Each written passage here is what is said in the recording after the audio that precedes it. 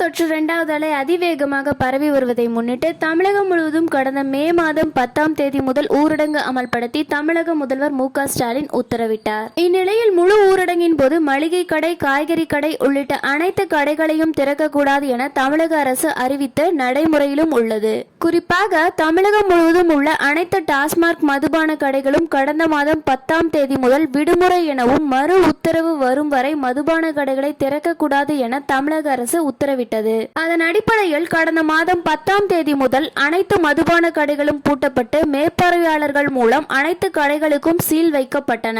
இந்நிலையில் தமிழக அரசு தமிழ்நாடு முழுவதும் உள்ள டாஸ்மாக் கடைகளை நாளை திறக்கலாமா என்பது பற்றி தீவிர பரிசீலனை செய்து வருவதாக வட்டாரங்கள் தெரிவிக்கின்றன.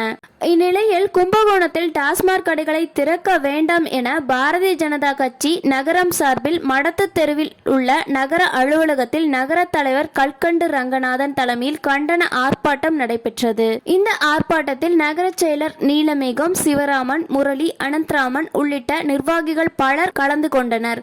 டாஸ்மாக் கடைகளை திறக்கக்கூடாது என்று மாநில அரசை கண்டித்து கண்டன முழக்கங்கள் எழுப்பினர். அனுமதி இல்லை.